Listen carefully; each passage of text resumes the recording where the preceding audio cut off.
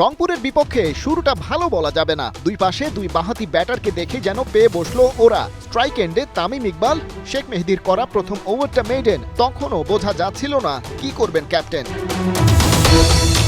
শান্ত কয়েকটা charismatic shot খেলে pressure কিছুটা রিলিজ করলেও তামিমের যেন ব্যাটে বলে কানেক্ট হচ্ছিল না। কিন্তু অভিজ্ঞতা তো আর বাজারে কিনতে পাওয়া যায় না, সময়ের সাথে সাথে অর্জন করতে হয়। আর তামিমের ঝুলিতে তো 1.5 যুগের অভিজ্ঞতা, সেটা কাজে লাগিয়ে উইকেটে থিতু হলেন। কখনো ডাউন দ্য উইকেটে গিয়ে ট্যাকেল করে, আবার কখনো ব্যাকফুটে রুম তৈরি করে বোলারদের নিয়ে খেললেন খানিকক্ষণ।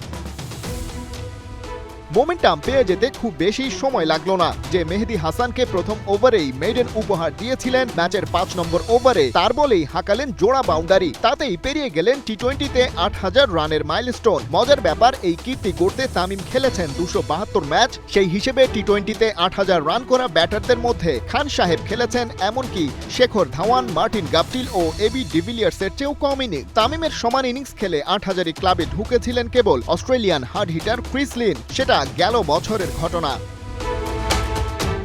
8,000 টি-20 রান তুলেই অবশ্য তামিম থেমে যাননি। আগের ম্যাচেই সিলেটের বিপক্ষে রান না পাওয়ার আক্ষেপ পুষিয়ে দিতে চাইলেন 16 আনা। শান্তর সাথে তামিমের ওপেনিং পার্টনারশিপটা ছিল 41 বলে 86 রানের, যেটা দলকে এনে দেয় মজবুত এক ভিত্তি। রংপুরের বোলারদের পর্যাপ্ত চাপে ফেলে তামিম ফিরেছেন কামরুল ইসলাম রাব্বির বলে। হেলসের হাতে ক্যাচ তুলে নামের পাশে তখন 34 বলে 40 রান। ড্যাশিং ওপেনার এক হালি বাউন্ডারি আর 2 ওভার বাউন্ডারি হাঁকিয়েছেন।